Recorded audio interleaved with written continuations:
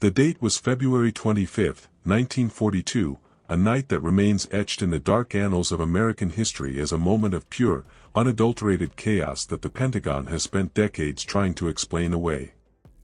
To understand the gravity of the Battle of Los Angeles, one must first inhabit the psyche of a nation still reeling from the devastating surprise attack on Pearl Harbor just 10 weeks prior. The Pacific coast was a powder keg of paranoia, with citizens looking at the horizon every evening, fully expecting to see Japanese Zeros or a fleet of warships emerging from the fog. When the air raid sirens began their haunting, mechanical wail at 2:25 a.m., it wasn't just a drill, it was the realization of America's deepest fears. But as the 37th Coast Artillery Brigade took their positions and the blinding fingers of 800 million candle-power searchlights gripped a stationary, glowing object in the sky, the enemy they found wasn't wearing a rising sun emblem. What followed was a massive display of military might that would eventually leave the city littered with shrapnel, several civilians dead from heart failure and car accidents, and a mystery that would only grow more sinister when the official reports began to surface. The immediate aftermath of the engagement saw a catastrophic collapse in communication between the highest levels of the American military hierarchy, revealing a rift that suggests someone was lying from the very start. Secretary of the Navy Frank Knox held a press conference shortly after the smoke cleared, dismissively labeling the entire 5-hour ordeal as a false alarm caused by jittery nerves and wartime hysteria. However, this dismissive stance was immediately and publicly contradicted by the Army, led by General George C. Marshall. In a memorandum addressed directly to President Roosevelt, Marshall suggested that as many as 15 unidentified aircraft had been involved, flying at speeds that seemed inconsistent with the technology of the era.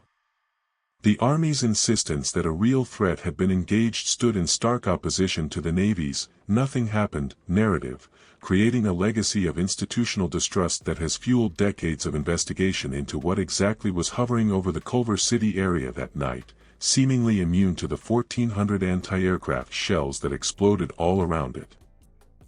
For nearly 40 years, the event was relegated to the fringes of historical oddities until the 1980s, when a series of declassified documents and intensified historical scrutiny forced a re-examination of the official lies. Under the pressure of Freedom of Information Act requests, it became clear that the military's internal investigations were far more concerned than they let on to the public in 1942. The Office of Air Force History eventually released a report suggesting that meteorological balloons were the likely culprit, but this explanation falls apart under the weight of eyewitness testimony from seasoned artillery officers who described a craft that was capable of hovering motionless in a hurricane of shrapnel before accelerating at speeds that no balloon or 1940s aircraft could ever achieve. The documents revealed that the searchlights had locked onto a singular, metallic, plate-like object that remained illuminated and stationary for nearly 30 minutes while the 4th Anti-Aircraft Command poured lead into the sky. If it were a balloon, it would have been shredded in seconds. Instead, the object moved leisurely across the coast, seemingly indifferent to the American military's best efforts to destroy it.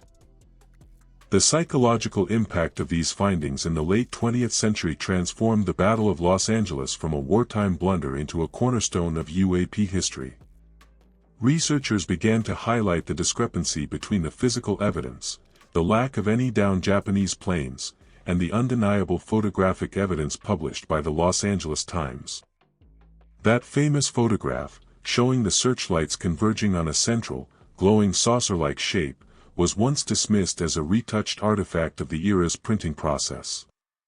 Yet, when analyzed alongside the declassified accounts of the 37th Coast Artillery Brigade, the image becomes a chilling testament to an encounter with a technology that bypassed the world's most advanced radar and defense systems. The 1980s declassification didn't provide the smoking gun of an alien pilot, but it did something more profound. It proved that the United States government was willing to manufacture a narrative of incompetence to hide the reality of an intrusion they could neither explain nor stop.